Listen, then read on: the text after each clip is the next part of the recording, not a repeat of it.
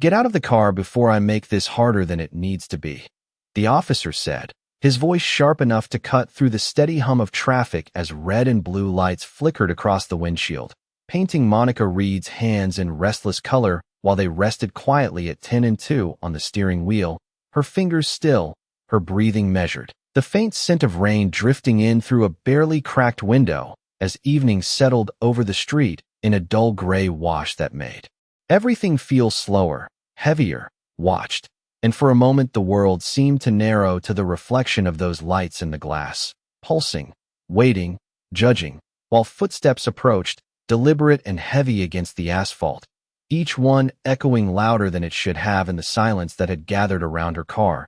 And when the shadow reached her window, it lingered just long enough to feel intentional before a firm knock broke the stillness. Not aggressive, but not patient either. The kind of knock that assumed compliance before it was given.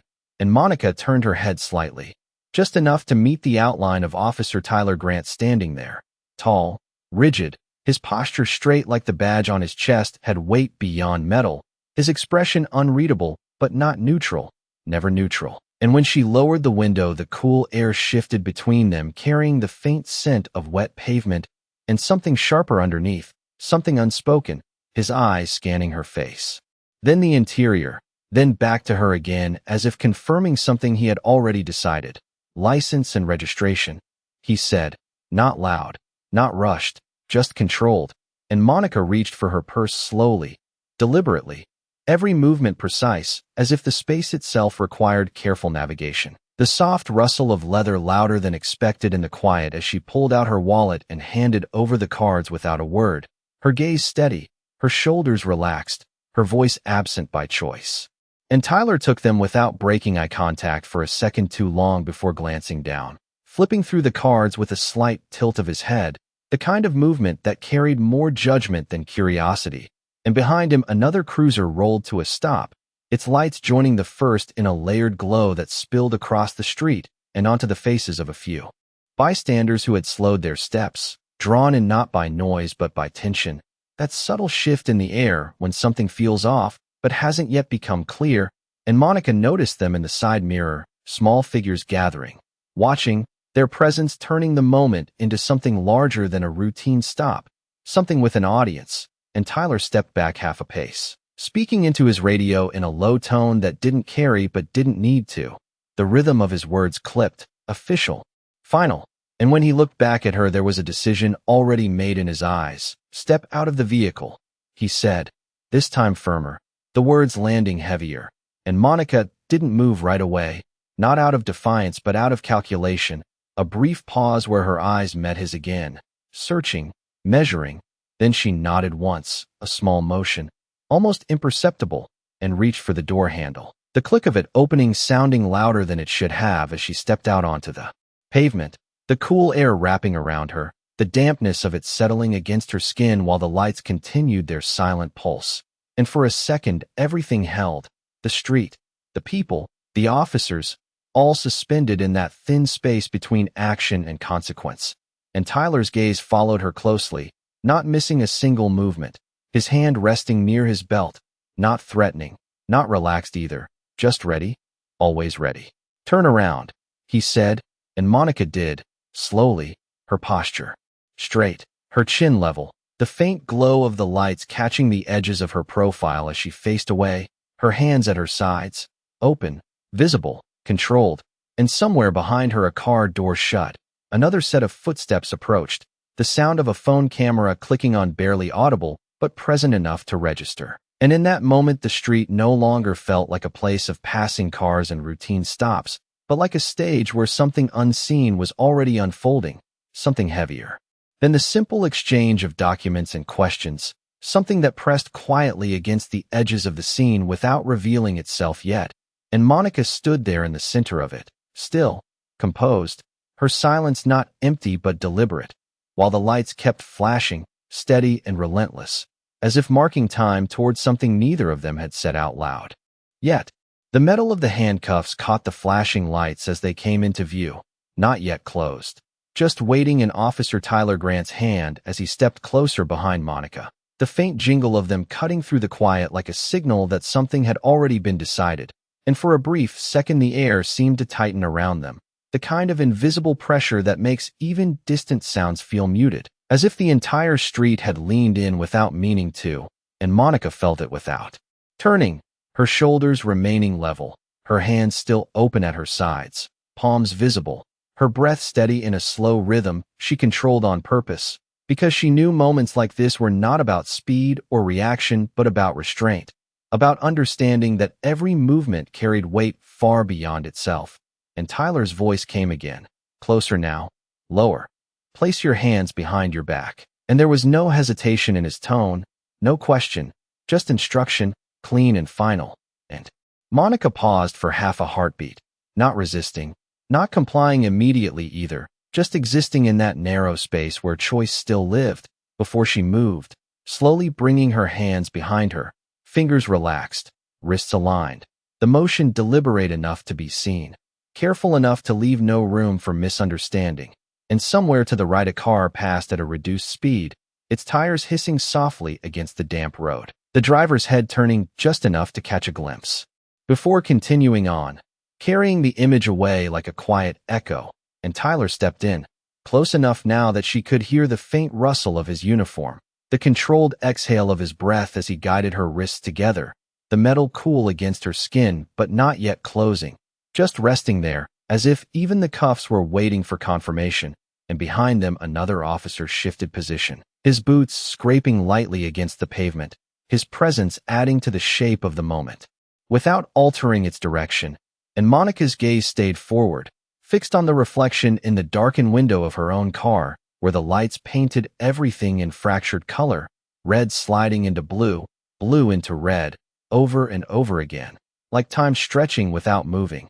And Tyler adjusted his grip slightly, the subtle tightening of his fingers not aggressive but firm, controlled, the kind of hold that spoke more about authority than force. And then the cuffs clicked once, a small sound, precise, final enough to change the atmosphere without raising its volume. And the shift was immediate, not loud, not dramatic, just real, as if something invisible had crossed a line and could not step back. And a murmur passed through the small cluster of onlookers. Not words exactly, just the sound of people reacting without speaking, phones lifting a little higher, lenses focusing, attention sharpening. And Monica felt none of it on her face, no flinch, no visible reaction, only the quiet awareness that she was now being seen in a way that had nothing to do with who she was and everything to do with what this moment looked like from the outside. And Tyler stepped back half a pace, his hand lingering near the cuffs for a fraction longer than necessary before dropping to his side, his posture resetting into something official, something practiced, and he glanced toward his partner, a brief look that carried information without explanation, and the other officer nodded once, slower, less certain, his eyes moving from Monica to Tyler and back again, as if trying to align what he was seeing with something that did not fully match. And the radio on Tyler's shoulder crackled softly, a voice breaking through in fragments, dispatch calling for confirmation. Routine questions dressed in neutral tones that did not account for the tension sitting just beneath the surface of this particular stop, and Tyler lifted his hand to respond, speaking into the radio with clipped precision, each word measured, controlled, while Monica stood there, still, the cuffs resting against her wrists not tight enough to hurt, but present enough to be felt, a constant reminder of the assumption that had been made before a single question had been fully answered. And the light shifted again across her face as another cruiser adjusted its position, the beams catching the edges of her profile, the calm in her expression, the steadiness in her eyes, and one of the bystanders lowered their phone for a second, just long enough to actually look, not at the situation but at her, as if noticing something that did not fit the narrative unfolding in front of them, something quieter, harder to define. And Tyler finished speaking into the radio and looked at her again, his gaze lingering. A fraction longer this time. Not quite doubt, not yet recognition, just a subtle pause where certainty had been a moment ago. And then he said, "You are being detained."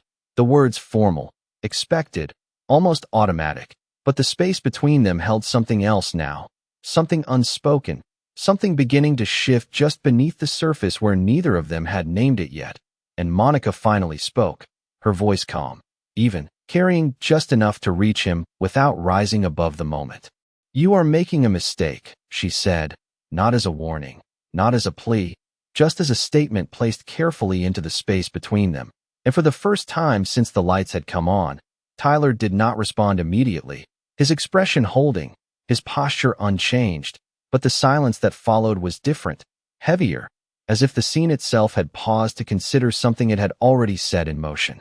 The words lingered in the air longer than they should have, not loud, not dramatic, just present in a way that made everything else feel slightly out of place as Officer Tyler Grant held his position, his eyes narrowing just a fraction as if trying to locate something in her tone that he could dismiss. But there was nothing there to grab onto, no attitude, no edge, only calm certainty, and that was what unsettled him more than anything else. The absence of resistance where he expected it, the lack of urgency where he assumed there would be fear. And behind him the second officer shifted again, his weight moving from one foot to the other, a subtle hesitation that did not go unnoticed, his gaze flicking once more toward Monica's face before dropping briefly to the cuffs at her wrists, then back to Tyler, as if waiting for something that had not yet been said out loud. And the radio crackled again, dispatch asking for an update. The voice routine, detached, unaware of the quiet.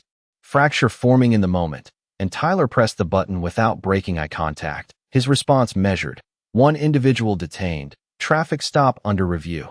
The words standard, practiced, but the pause before he released the button was new, small but real, and when he lowered his hand, there was a slight tightening in his jaw, the kind that comes when certainty begins to thin, and Monica stood there, steady, her shoulders relaxed despite the weight of the situation, her eyes not challenging him, not avoiding him either, just present, and that presence began to press against the edges of his assumptions in a way he could not easily explain. And from the sidewalk, one of the bystanders spoke quietly to another, their voices low but not silent. "She does not look nervous." The comment simple, almost observational, but it carried, slipping into the space between the flashing lights and the controlled silence like a thread pulling at something unseen, and Tyler heard it, even if he did not acknowledge it, his focus remaining fixed as he took a small step closer again, not aggressive, just enough to reassert control over the space. "What is your name?" he asked, the question coming now, later than it should have, as if the order of things had already shifted without permission, and Monica answered without hesitation. Her voice even, clear.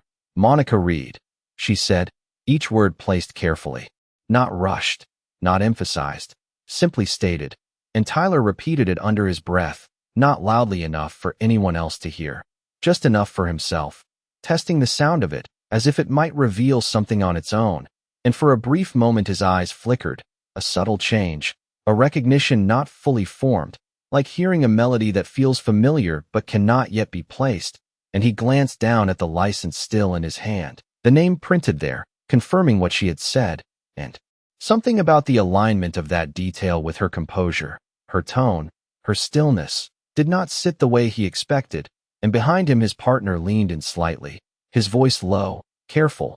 "You want me to run it again?" he asked, not questioning the authority of the situation but acknowledging the shift he could feel as well, and Tyler did not answer right away, his thumb brushing lightly over the edge of the card, the small motion grounding him as he looked back up at Monica, studying her more closely now, not as a subject of the stop, but as a person standing in front of him. And for the first time there was a gap between what he assumed and what he saw.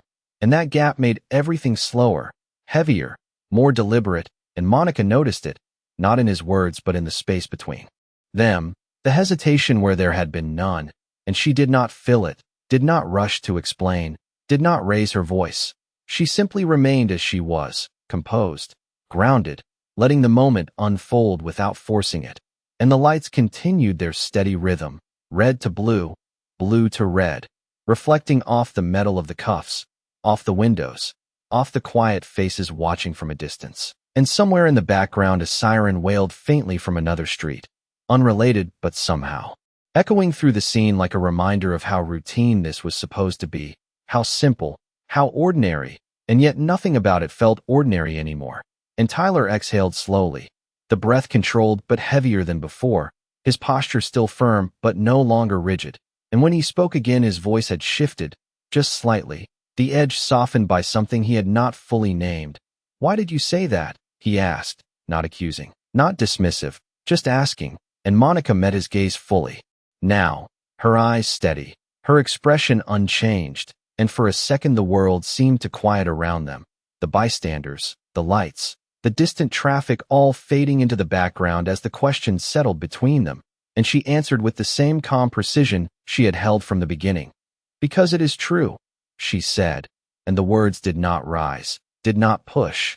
They simply landed, quiet and solid. And in that instant the shift that had been building beneath the surface became impossible to ignore, not yet a revelation, not yet a reversal, but something undeniable beginning to take shape in the silence that followed. The silence after her words did not break right away. It stretched, thin but unyielding, like a wire pulled tight between 2 points that neither side was ready to release. And Officer Tyler Grant stood there with the license still in his hand, his thumb resting along the edge as if grounding himself in something tangible, while the rest of the moment shifted around him in ways he could not immediately control. And for the first time since the lights had come on, there was no immediate next command, no clear step forward, just a pause that felt longer than it was. And behind him his partner took a small step closer, lowering his voice just enough to keep it contained, but not hidden. "Tyler," he said, careful, measured. "We should verify that." And the suggestion hung there, not challenging, not confrontational, but present. And Tyler did not respond immediately, his eyes still fixed on Monica, as if trying to reconcile what he was seeing with what he expected to see. And the difference between those two things was beginning to widen in a way that made his posture feel slightly less certain, not weak, but no longer absolute. And the flashing lights continued, their steady rhythm, reflecting off the badge on his chest, off the metal of the cuffs, off the glass of nearby cars, turning the entire street into a quiet, pulsing frame that seemed to hold everything in place, while something underneath it shifted. And Monica stood exactly as she had, her hands behind her, her shoulders relaxed, her gaze steady, not pushing, not retreating, simply allowing the weight of her words to exist without decoration. And that stillness began to draw attention in a different way, no longer just a figure in a situation, but a presence that did not align with the assumption being made about her. And one of the bystanders lowered their phone slightly, their expression changing from curiosity to something closer to confusion, as if the scene in front of them had stopped matching the story they thought they were watching. And Tyler finally broke his gaze, glancing down at the license again, then back up, then toward his partner, a small sequence of movements that revealed more than any words could. And he handed the card back halfway before stopping, his grip tightening just enough to keep it, as if the act of returning it required a decision he had not yet made. And the radio on his shoulder crackled again, dispatch requesting confirmation of status, the voice neutral, routine, unaware of the shift taking place on this quiet stretch of road. And Tyler lifted his hand to respond, but paused mid-motion, his fingers hovering over the button as he looked back at Monica. And in that brief hesitation, something in his expression changed, not dramatically, not enough for anyone to call it out, but enough to be felt, a subtle fracture in the certainty that had guided him up to this point. And he pressed the button, his voice slightly lower now. "Stand by," he said, the words simple, but they carried a different tone than before, less final, more open. And when he released the button, he exhaled slowly, the breath controlled but heavier, as if the moment required more effort now than it had at the beginning. And his partner stepped in just slightly, leaning closer. "We can run her name again," he offered, his voice careful, almost cautious. And Tyler nodded once, a small motion, acknowledging the suggestion without fully committing to what it implied. And he finally handed the license back to Monica, the card brushing lightly against her fingers as he placed it there, the contact brief, controlled, but enough to mark a shift in the interaction. And for a second their hands were close enough that the distance between them felt smaller than it had all night, not physically, but in the way the moment was beginning to change. And Monica accepted it without looking down, her gaze remaining steady on him. And there was no trace of triumph in her expression, no hint of satisfaction, only the same calm presence she had held from the start. And that absence of reaction made the situation feel even more unbalanced, because there was no clear point to push against, Nothing to justify the tension that had been built, and Tyler stepped back half a pace, creating space again.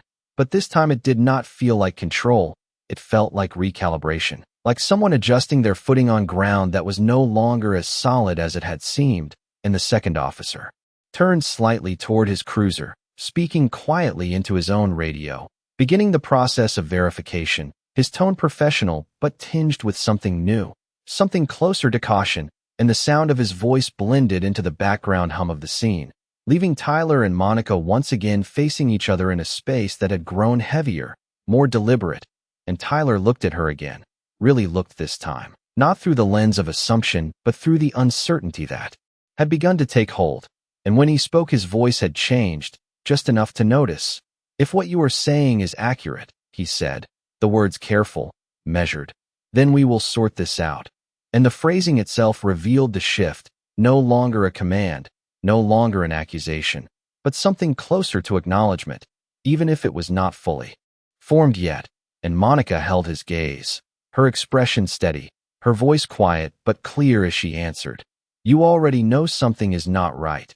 And the statement did not challenge him, it reflected him, and in that reflection the distance between certainty and doubt narrowed even further, and the flashing lights continued their rhythm, steady and indifferent, while the moment itself moved quietly towards something neither of them had fully named yet but could no longer ignore.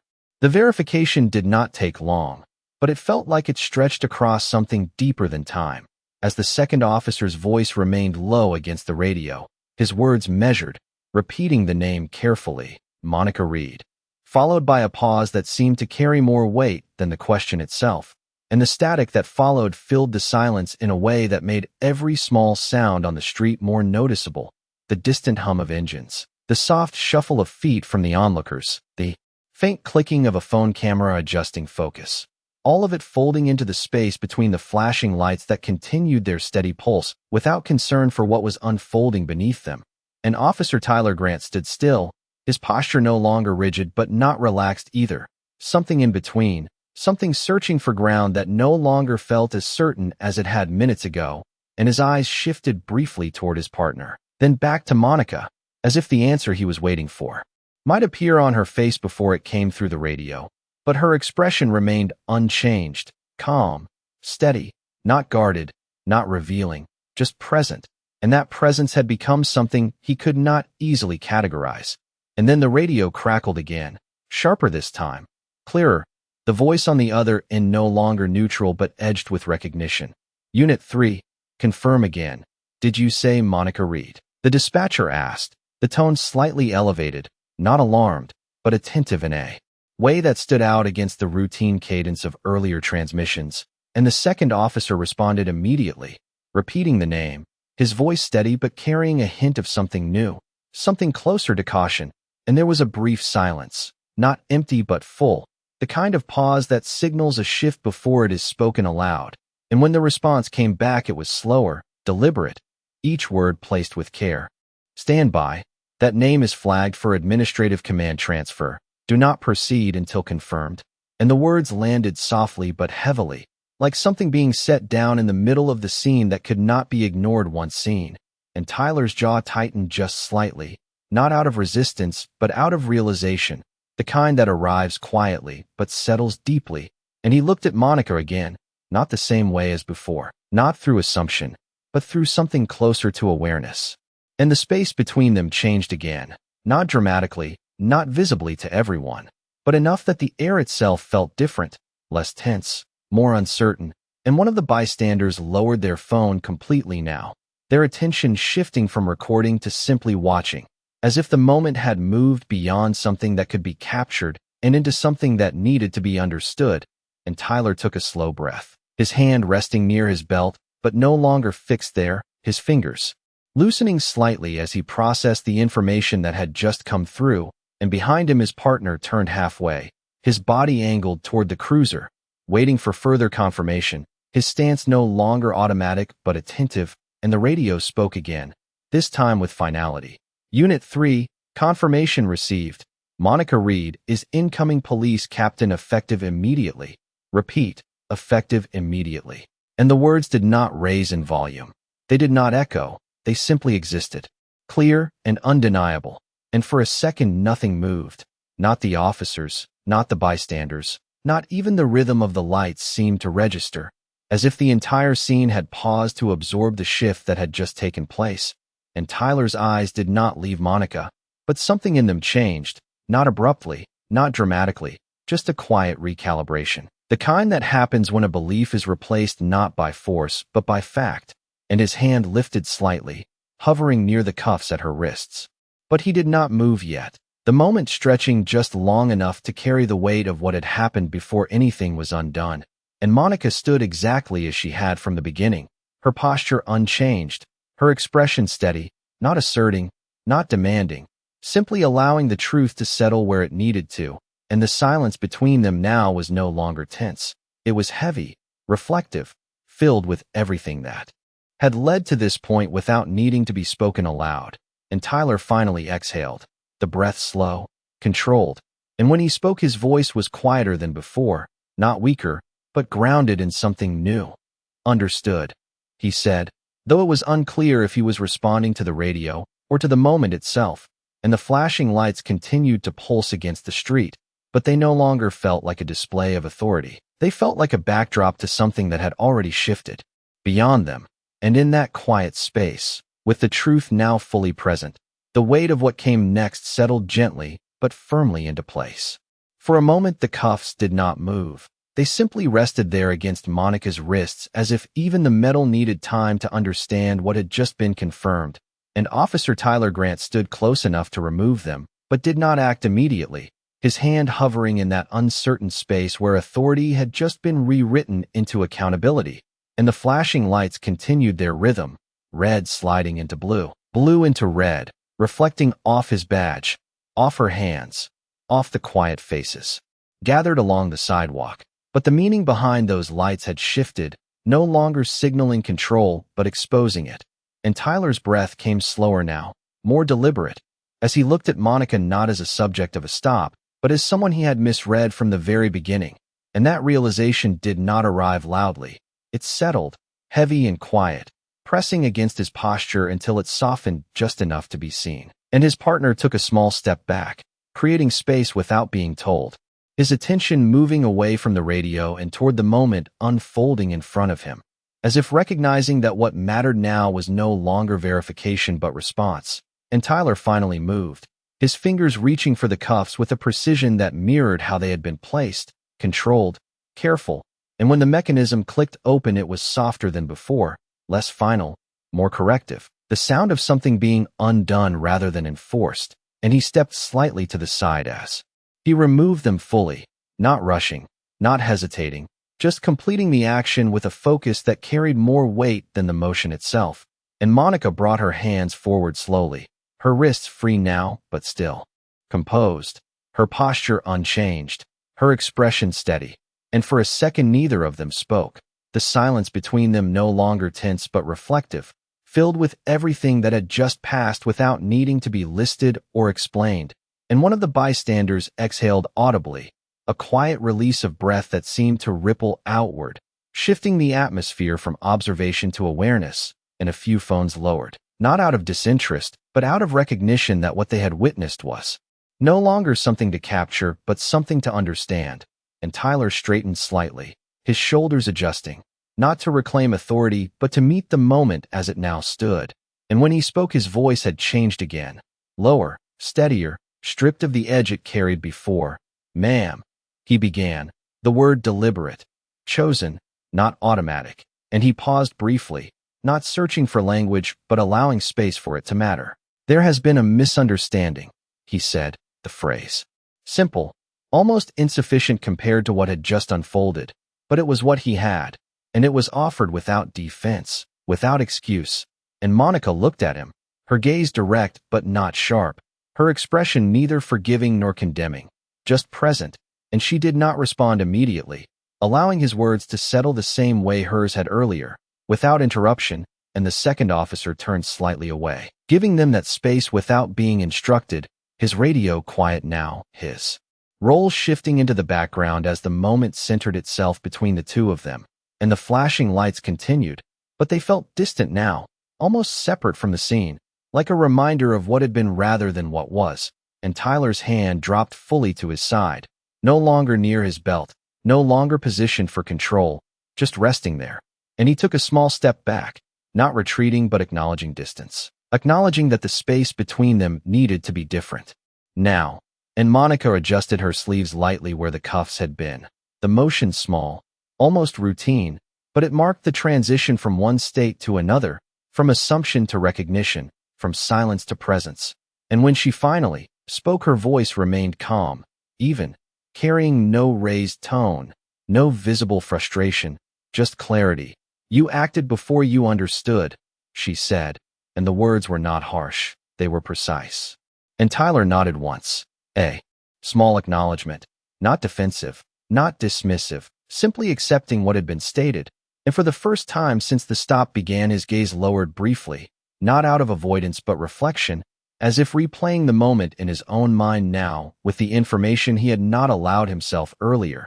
And when he looked back up, there was something different in his eyes, not just awareness but responsibility, the kind that does not speak loudly but changes how someone stands, how they breathe, how they choose their next words. And the street remained quiet, the bystanders still present but no longer central. The scene no longer about what had happened but about what it revealed.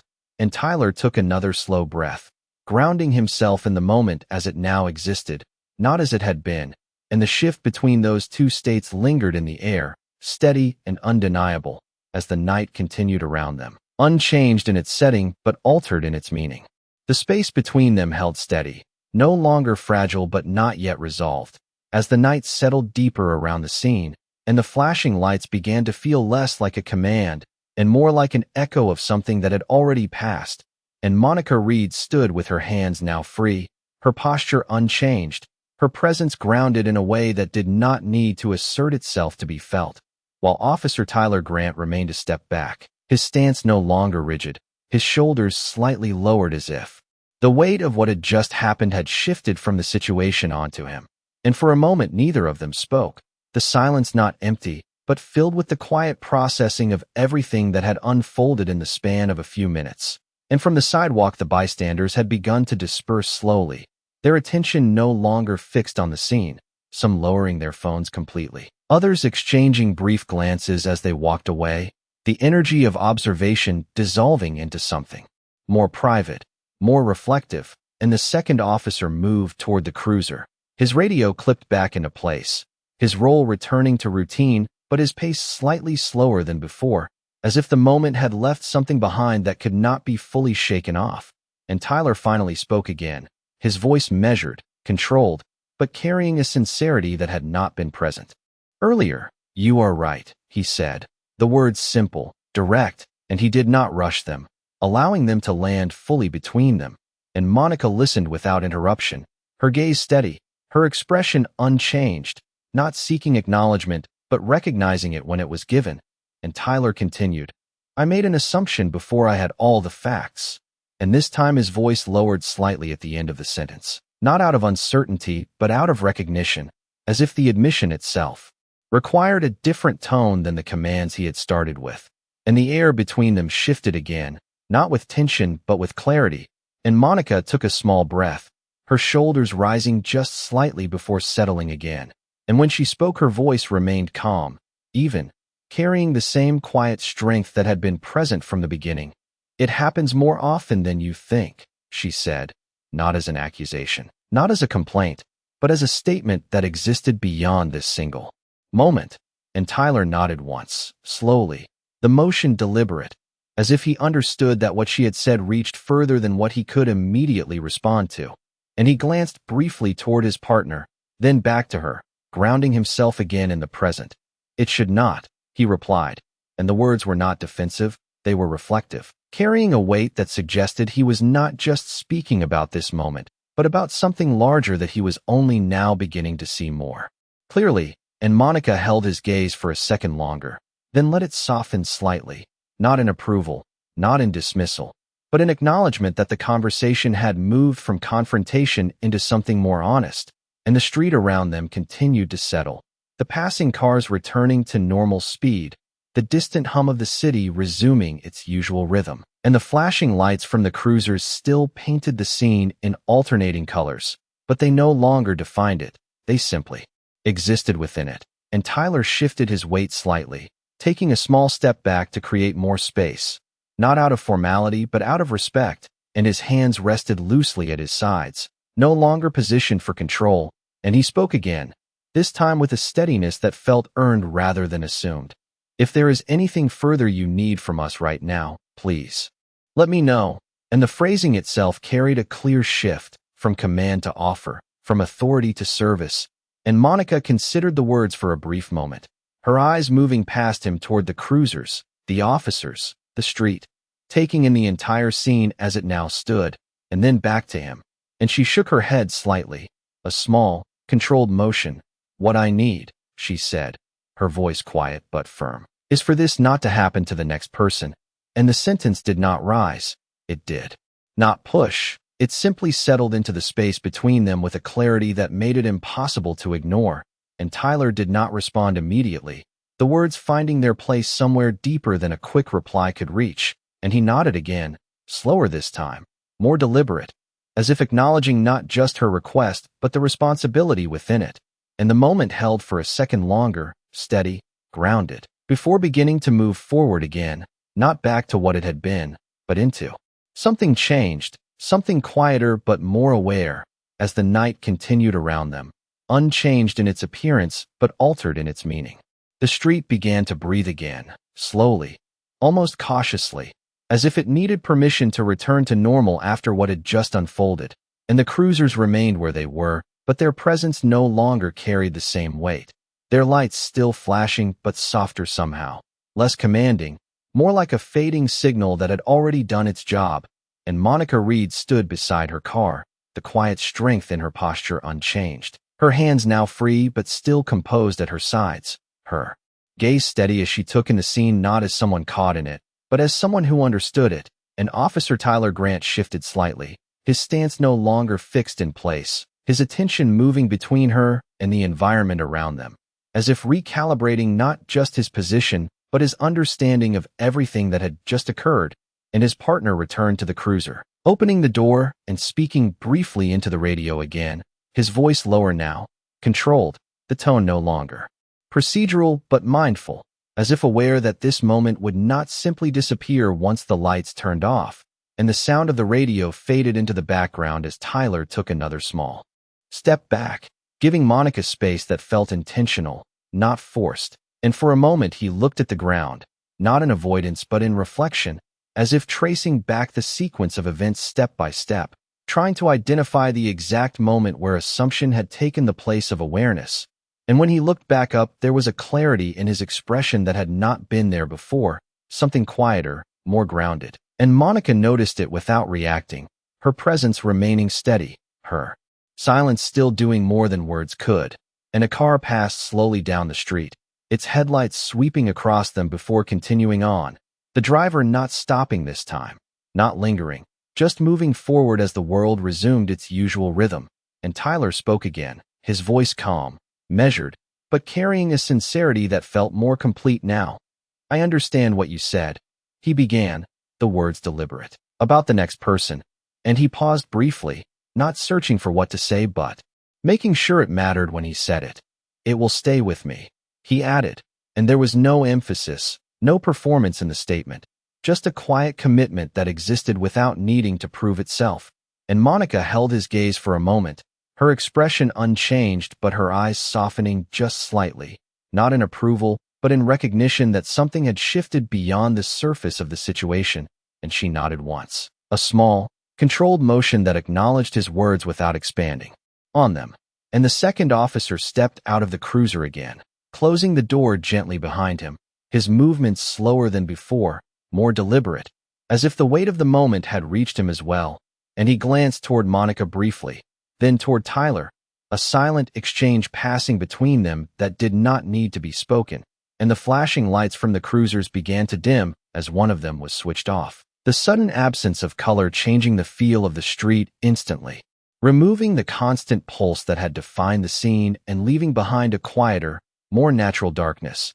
And with that change, the moment felt less like an incident and more like something that had already settled into memory. And Tyler took a final breath, steady and controlled, before speaking once more. "You are clear to go," he said, the phrase simple, but the tone behind it carried the full weight of what had happened, not just permission but acknowledgement. And Monica turned slightly toward her car, her movement unhurried, composed. As she reached for the door handle, the familiar sound of it opening grounding the moment back into something ordinary, and she paused for just a second before getting in, her gaze lifting once more to meet Tyler's, not lingering, not searching, just a final acknowledgement of the space they had shared, and then she stepped into the car, closing the door gently behind her, the sound soft but final, and the engine started with a low hum that blended seamlessly into the quiet of the night. And as she pulled away from the curb, the remaining cruiser lights reflected briefly across her windshield one last time before fading behind her. And Tyler stood there watching, not with authority, not with control, but with a stillness that suggested he understood something now that he had not before. And the street returned fully to itself, the bystanders gone, the lights dimmed, the moment passed, but the silence that remained carried a different kind of weight, one that did not fade as easily as the sound of an engine disappearing into the distance. The road stretched ahead of Monica Reed in a quiet line of dim streetlights and fading reflections, the hum of her engine steady beneath her hands as she drove without rushing, her movements calm, controlled, the same way she had held herself through everything that had just happened. And in the rearview mirror, the last flicker of red and blue disappeared completely, leaving behind only the soft glow of passing headlights and the dark outline of the city settling into night. And for a moment, the silence inside her car felt different from the silence she had just left behind, not heavy, not tense, but reflective, as if the space itself was allowing her to process what had unfolded without demanding anything from her. And her fingers adjusted slightly on the steering wheel, not from nerves but from habit, grounding herself in the familiar rhythm of driving, the simple act of moving forward. And the faint scent of rain lingered in the air, mixing with the quiet hum of the road as tires met pavement in a steady, almost meditative pattern, and she exhaled slowly, not releasing stress but acknowledging that moment, letting it pass through her without holding on to it, because she understood something that could not be explained in a single conversation, that what had happened was not isolated, not rare, not something that could be corrected in one exchange, and yet something in it had shifted, not dramatically, not permanently, but enough to matter, enough to exist beyond the moment itself. And she glanced briefly at the dashboard clock, the time steady, ordinary, unchanged, a reminder that the world continued regardless of what happened within it. And her gaze returned to the road, her focus clear, her posture relaxed, her presence still grounded in that same quiet strength that had carried her through the encounter. And somewhere a few miles behind her, Officer Tyler Grant remained standing near the cruiser, the night around him quieter now. The lights turned off, the street returned to its usual state. But the absence of noise only made the memory of what had happened more present, more defined. And he did not move right away, his hands resting loosely at his sides, his posture no longer dictated by protocol, but by thought. And his partner closed the final door of the cruiser with a soft click, the sound echoing lightly in the now empty space. And he glanced toward Tyler, not asking anything, just acknowledging the silence that had settled between them. And Tyler finally took a breath, deeper this time, his chest rising and falling as he looked down the road where Monica had disappeared. And there was no urgency in his expression, no frustration, just a quiet realization that sat heavier than anything he could have said out loud.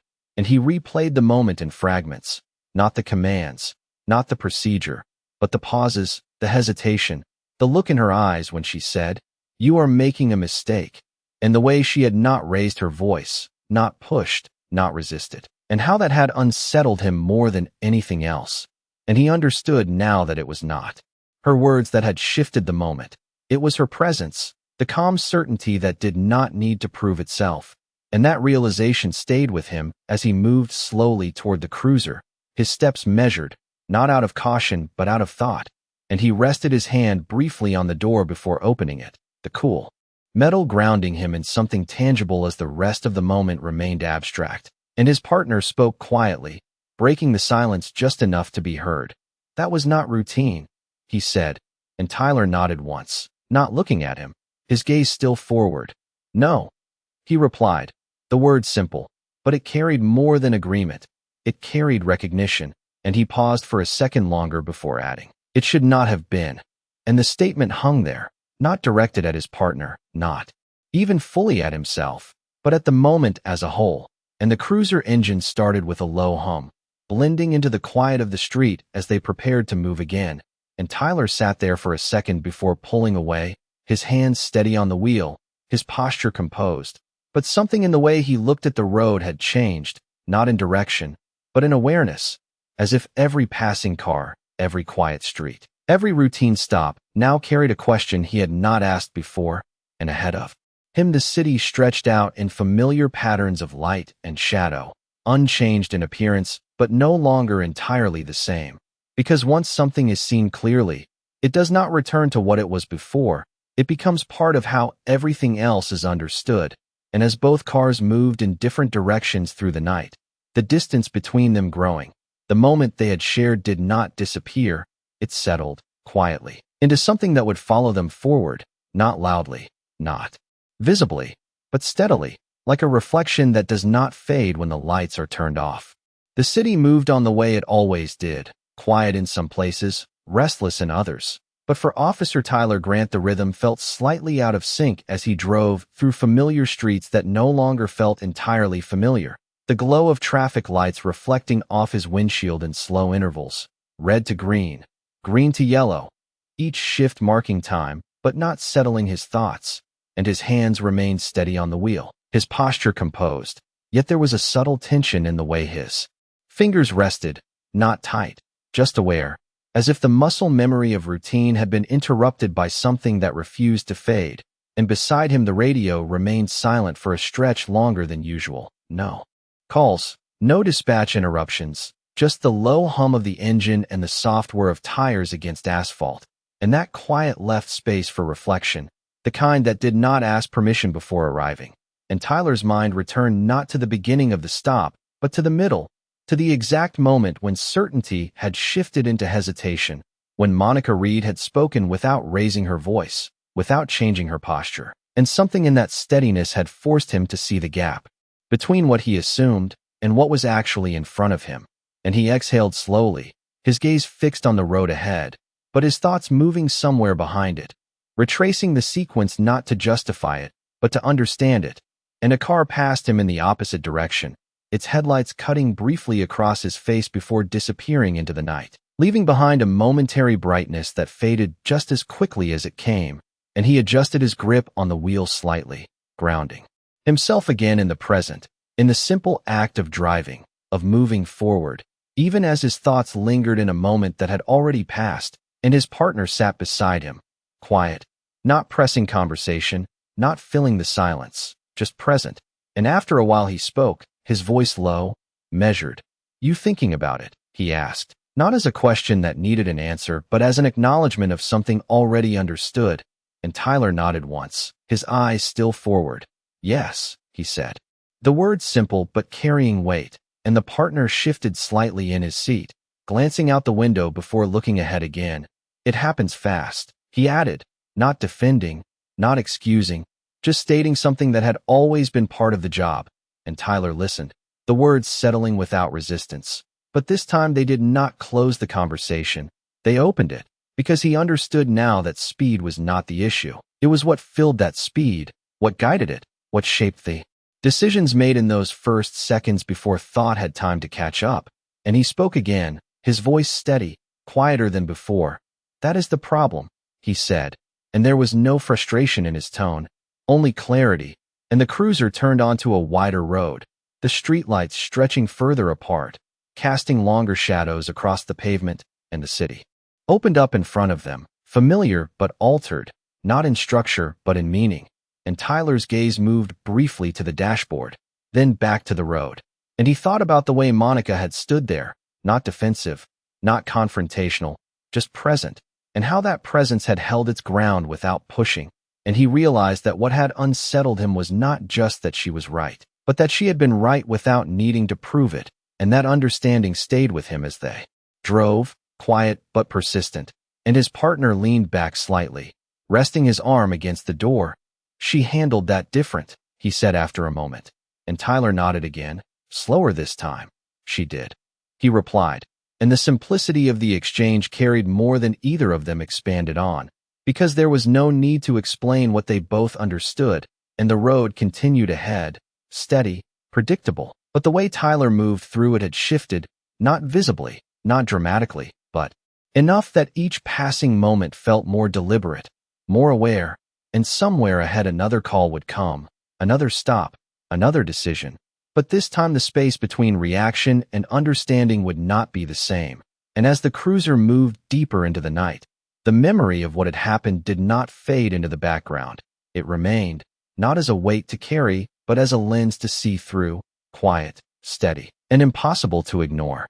The night carried on with a quiet consistency that usually made everything feel predictable, but inside the cruiser something had shifted that could not be reset by routine alone. And Officer Tyler Grant drove with the same steady hands, the same measured posture, yet his attention moved differently now, not just scanning for movement or anomalies, but noticing details that had always been there and never fully seen. The way headlights reflected off damp pavement, the way a pedestrian hesitated at a crosswalk before stepping forward, the way a parked car sat just slightly out of alignment with the curb. Small things, ordinary things, but now each one carried a question beneath it. Not suspicion, not assumption, just awareness. And beside him his partner remained quiet again. The earlier exchange settled into something understood rather than needing to be repeated, and the radio crackled softly. Dispatch breaking the silence with a routine call. A minor report a few blocks ahead. Nothing urgent, nothing unusual. The kind of situation they had responded to dozens of times without a second thought. And Tyler reached for the radio, his hand moving automatically, but his mind following more deliberately. "Unit 3, copy," he said, his voice calm, controlled, and as he released the button, he glanced briefly at his partner, then back to the road. The decision already made but carried with a different weight now, and the cruiser turned smoothly onto another street, the tires rolling over a shallow patch of water that sent a soft ripple outward, the sound quiet but clear, grounding the moment in something real, something present. And as they approached the location, the scene came into view. A parked sedan at the side of the road, hazard lights blinking steadily, a man standing a few feet away with his hands resting loosely at his sides, his posture uncertain but not threatening, just waiting, and Tyler slowed the cruiser, pulling up at a measured distance, the headlights illuminating the area without overwhelming it. And for a brief second he sat there, taking in the scene not as a situation to control, but as one to understand. And that pause was small, almost invisible, but it changed everything about what came next. And he stepped out of the cruiser, the door closing softly behind him, his movements calm, unhurried, his presence grounded in something quieter than before. And as he approached the man, he noticed the details, the slight tension in the man's shoulders, the way his gaze shifted between the cruiser and the ground, the subtle signs of uncertainty that could easily be misread if seen through the wrong lens. And Tyler spoke, his voice even, clear. "Evening," he said, not as a command but as an introduction, and the man looked up, his expression cautious but not closed, and he nodded once. "Evening, officer," he replied, his tone respectful but carrying a hint of relief at being acknowledged. Without pressure, and Tyler stopped a few feet away, maintaining space, not out of distance but out of respect, and he gestured lightly toward the car. "Everything all right?" he asked, and the question was simple, but the way it was asked mattered, because it did not assume anything beyond what was visible, and the man exhaled slightly, his shoulders relaxing just a fraction. "Car stalled out on me," he said. "I was just about to call for a tow." And Tyler nodded, the information settling without resistance, without escalation, and he glanced at the vehicle, then back at the man. "You are in a safe spot," he said. "But we can stay here until help arrives if you need it." And the offer was straightforward, grounded, and the man's expression shifted, not dramatically, but enough to show that something had been received, something that did not require defense or explanation, and he shook his head lightly.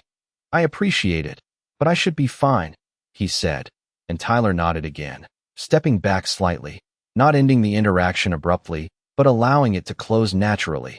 And as he returned to the cruiser, his partner watched him for a moment before speaking, his tone quiet but observant. "You handled that different," he said. And Tyler glanced at him briefly before looking ahead again. "I saw it different," he replied, the words simple but carrying the weight of everything that had come before. And the cruiser pulled away slowly, the hazard lights fading behind them. And as they moved through the city once more, the rhythm of the night felt more aligned, not because anything around them had changed, but because the way Tyler moved through it had. And that shift did not announce itself. It did not demand recognition. It simply existed, steady and present, shaping each moment in a way that would not be undone, not easily, not quietly. Because once awareness takes root, it does not fade with time. It grows, slowly, steadily, in the spaces where assumption used to live. The cruiser moved steadily through the late-night streets, the city quieter now, the spaces between passing cars longer, the glow of storefronts dimmed to reflections on glass and pavement.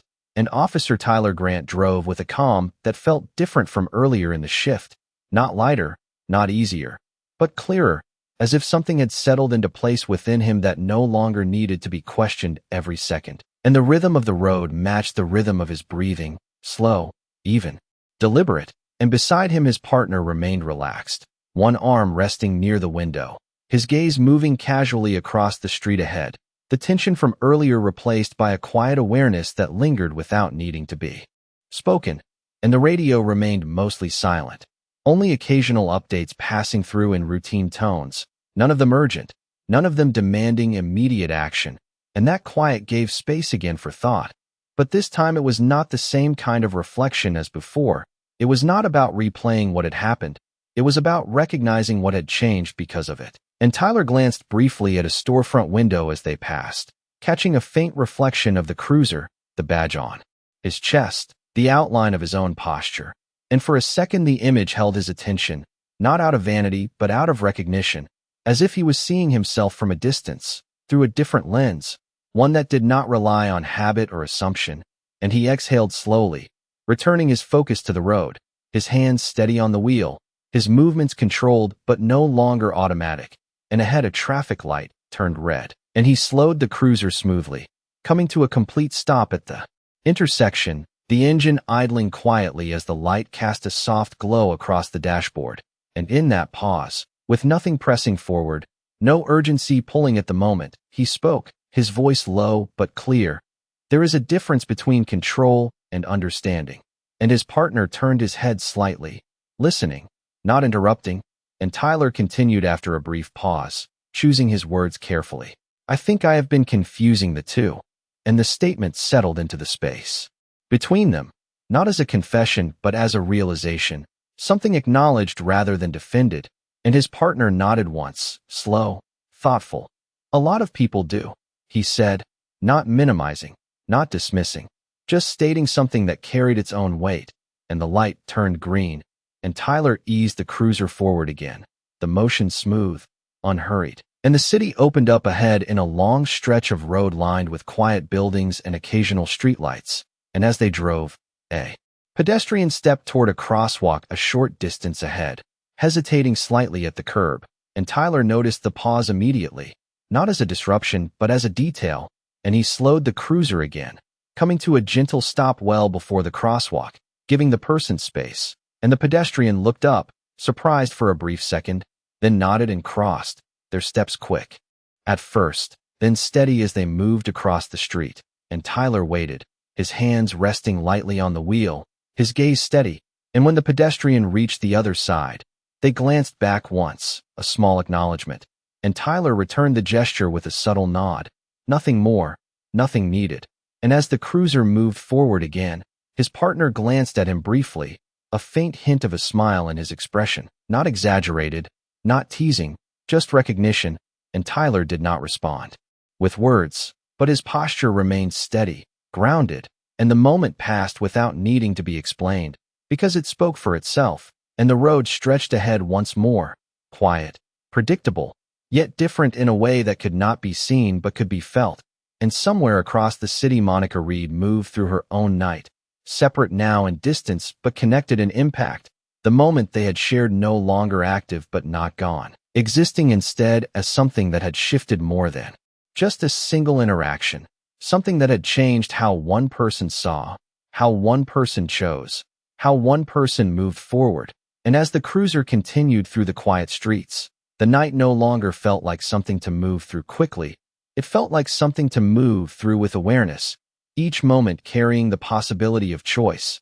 And Tyler drove on, not trying to correct the past, not trying to predict the future, but holding on to the clarity that had found him in the middle of a flashing red and blue moment. The clarity that did not demand attention but quietly reshaped everything it touched. And that was enough to carry forward into whatever came next. The city had grown quieter in that late hour when even the busiest streets seemed to pause between breaths.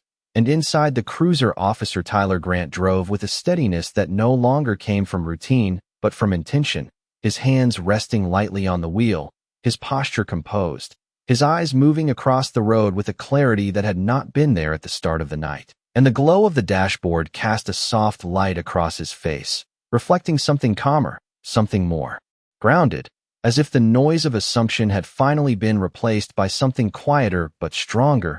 And beside him his partner leaned back slightly, no longer watching him closely, no longer needing to. The silence between them now settled into something understood, and the radio remained quiet, not empty but peaceful, a rare stretch of stillness that allowed the night to exist without interruption. And Tyler's gaze moved briefly to the rearview mirror, not searching, just noticing. And for a moment the reflection showed nothing behind them but an empty road and fading streetlights. And yet he knew that something remained there, not physically, not visibly, but present in a way that would follow him beyond this shift, beyond this night. And he exhaled slowly, the breath steady, controlled, not releasing tension but acknowledging change. And as the cruiser continued forward, the city opened up into a wider avenue. The buildings set back further, the streetlights spaced evenly along the road, casting long, quiet shadows that stretched across the pavement. And Tyler adjusted his grip slightly, not out of necessity but out of awareness, grounding himself again in the present moment. And his partner finally spoke, his voice low but carrying a quiet certainty. "You are not the same officer you were a few hours ago," he said, not as a challenge, not as a compliment, just as an observation. And Tyler did not respond immediately, his eyes still forward, his focus steady. And when he did speak, his voice was calm, even, carrying no weight of defense or pride. "I hope not," he said, the words simple, but they settled deeply into the space between them. And the cruiser moved through another intersection, the light turning green just as they approached, allowing them to continue without stopping, the motion smooth, uninterrupted. And Tyler thought about the moment again, not in fragments this time, but as a whole, the flashing lights, the stillness, the words that had been spoken without force, and the silence that had carried more meaning than anything else. And he understood now that the shift had not come from being corrected, it had come from being seen, from being confronted with a reality that did not match his expectation. And that understanding did not fade. It stayed steady and present, shaping the way he moved through each moment that followed.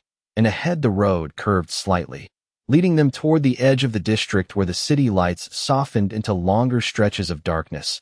And Tyler followed the curve without thinking, his movements aligned with the road, with the night, with something quieter than before.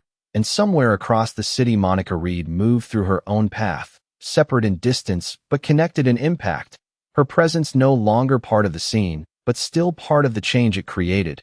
And Tyler knew that he might not see her again, might not stand in that same space again. But the effect of that moment did not depend on repetition, it existed on its own, complete. And as the cruiser continued into the deeper quiet of the night, Tyler's gaze remained steady, his posture grounded, his awareness present. And for the first time since the shift began, there was no need to question what came next, because whatever it was, it would be met differently, not with assumption, not with speed alone, but with something stronger, something quieter, something that did not need to announce itself to be real. And the road stretched ahead, open and steady. And Tyler drove forward without looking back, not because the past had been forgotten, but because it had already done what it needed to do. And in the soft hum of the engine, in the quiet rhythm of the night, something had changed, not loudly, Not dramatically, but enough to last. And that was all it needed to be.